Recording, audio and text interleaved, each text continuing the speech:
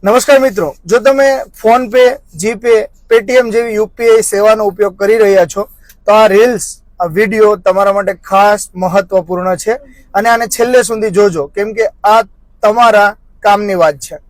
Video થોડો મોટો થઈ શકે પણ આ સમજવા જેવી વાત છે અને આ ખરેખર ખૂબ જરૂરી અને ઉપયોગી છે. વાત એવા પ્રકારની છે કે મારા એક મિત્ર છે, ઉમેશભાઈ એમનું નામ છે, અમદાવાદમાં રહે છે અને મૂળ એ રાજસ્થાનના વતની છે. થોડા દિવસો પહેલા એમણે એમના દીકરા માટે રાજસ્થાનમાં એક એક્ટિવા કે બાઇક જેવું ખરીદી કર્યું અને એના અનુસંધાને એક પાર્ટ પેમેન્ટ કરવા માટે એને જીપે નંબર પર સામેની પાર્ટીને 54,000 રૂપિયાનું પેમેન્ટ કર્યું. હવે તમને થશે કે પેમેન્ટ કર્યું 54,000 નું તો એમાં યુપીઆઈ જીપે સર્વિસને શું લાગે વળગે? તો કેસ એવા પ્રકારનો છે કે એમણે સામેની પાર્ટીને પેલા ₹1 વોટ્સઅપમાં સ્ક્રીનશોટ મોકલ્યો કે જો મેં તમને ₹1 કર્યો છે, આ જોઈ લો, તમારા ખાતામાં આવ્યો. સામેવાળી પાર્ટીએ એવું કહ્યું કે હા, મારા ખાતામાં ₹1 આવી ગયો છે. ફરી એ વ્યક્તિ ઉમેશભાઈએ 54,000 રૂપિયા સામેની પાર્ટીને મોકલ્યા. તો જીપે દ્વારા સામેની પાર્ટીને પૈસા ના પહોંચ્યા અને સામેની પાર્ટીએ એવું કીધું કે મને તમારા પૈસા મળેલા નથી. ઉમેશભાઈનો મને ફોન આવ્યો અને એમણે કહ્યું કે રામભાઈ, મેં સામેની પાર્ટીને 54,000 રૂપિયાનું પેમેન્ટ કર્યું પણ એમને મળેલું નથી, આવું કેવી રીતે બને?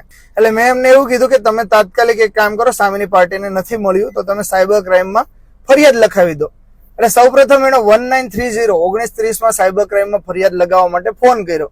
એટલે સાયબર ક્રાઇમ એવો જવાબ આપ્યો કે www.cybercrime.government.in પર તમે ફરિયાદ નોંધાવો. હવે એ ભાઈ બિચારો અભણ માણસ હતો કે આટલું બધું ઇંગ્લિશ એને આવડતું નહોતું કે આવી રીતે ફરિયાદ કરતા તો મને નથી આવડતું ઓનલાઈન. તો રામભાઈ, ફરિયાદ ક્યાં કરું? તમે તો સારું, એ હું તમને કરાવી દઈશ, પણ એના કરતા એક કામ કરો, આપણે મળીએ એ પહેલા તમે તાત્કાલિક નજીકનું જે તમારું પોલીસ સ્ટેશન છે જ્યાં જઈને તમે ફરિયાદ લખાવી દો. તમને મેં એવું કીધું કે તમારું સોલા પોલીસ સ્ટેશન લાગે છે, ત્યાં સાયબર ક્રાઇમનું ડિપાર્ટમેન્ટ હોય છે, ત્યાં જઈને તમે આની ફરિયાદ લખાવી શકો છો.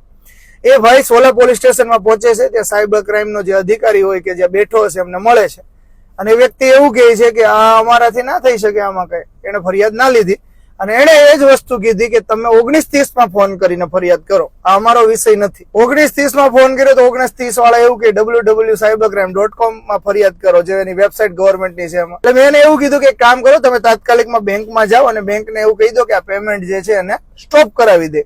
એટલે ઉમેશભાઈ સીધા બેંક ઓફ બરોડામાં ગયા, પોતાની શાખામાં, અને બેંક ઓફ બરોડાને કહ્યું કે આવું એક પેમેન્ટ થઈ ગયું છે.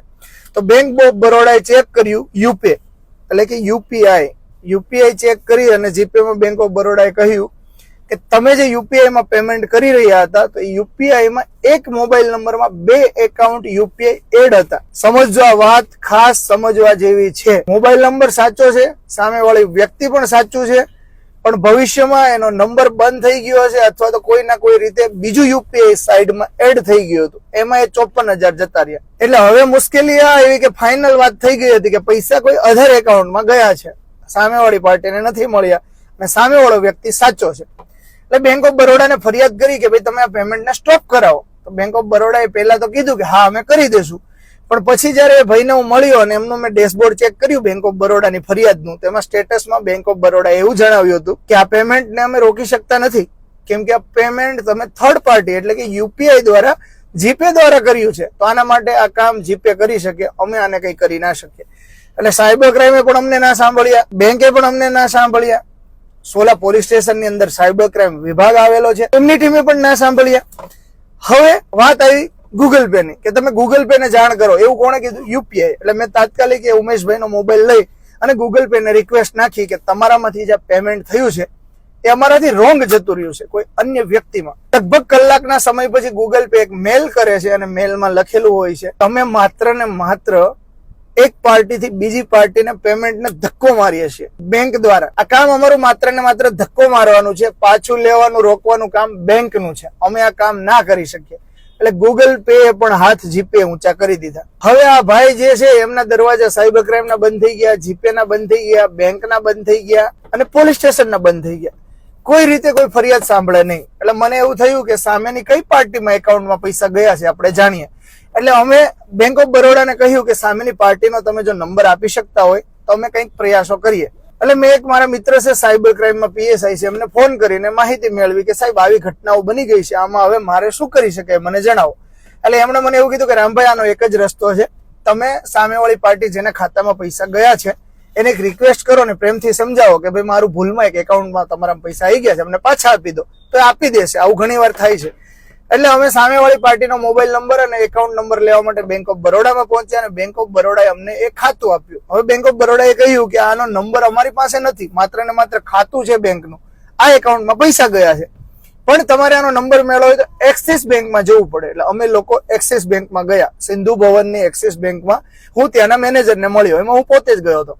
હવે મેનેજરને મેં કહ્યું કે આવી ઘટના અમારી સાથે બની છે મારા એક મિત્ર સાથે. તો એક્સિસ બેંકના મેનેજરે એવું કહીને ઊંચા હાથ કરી દીધા કે તમારે પેલા એફઆઈઆર ની કોપી આપવી પડે તો અમે તમને માહિતી આપીએ, અન્યથા આ પ્રકારની માહિતી આપી શકાય નહીં. હવે એફઆઈઆર ની કોપી તો હતી નહીં, એટલે અમે કીધું કંઈક થઈ શકે તો કરો. તો એને એકાઉન્ટ ચેક કરીને ખાલી અનઓફિશિયલ એટલી માહિતી આપી કે એકાઉન્ટમાંથી પૈસા ઉપડી ગયા છે, આમાં કોઈ જ પૈસા નથી, એકાઉન્ટ ઝીરો થઈ ગયું છે, આ પૈસા આવવાની શક્યતા નહીં હોત. તો મિત્રો, આ જે ઘટના બની છે ને હાલ અમારી સાથે ચક્રાવે ચડી છે, નથી કોઈનો સપોર્ટ આમાં મળી રહ્યો.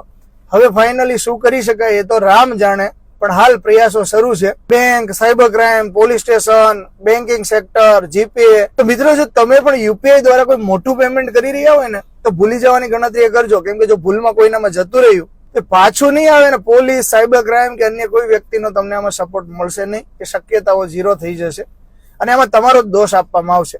એટલે જો તમારે આવી ઘટના તમારી સાથે ના બને એના માટે હંમેશા કહું છું કે યુપીઆઈમાં પેમેન્ટ કરવા કરતા નજીકની બેંક શાખામાં જાજો, સ્લીપ ભરજો, પૈસા જમા કરજો અથવા ચેકથી પૈસા આપજો.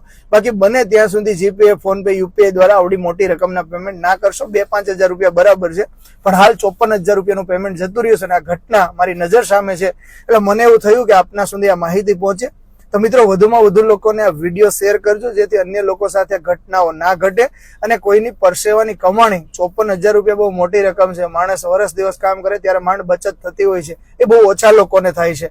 આપણા દેશમાં ગરીબ મધ્યમ વર્ગની સંખ્યા બહુ વધારે છે. 50,000 થી 54,000 રકમ બહુ મોટી રકમ છે. આવી રકમ તમારી પણ મહેનતની કોઈ અન્યના ખાતામાં ના જતી રહી, એ માટે યુપીઆઈ માટે સાવચેત રહેજો, સુરક્ષિત રહેજો. જય હિન્દ, જય ભારત.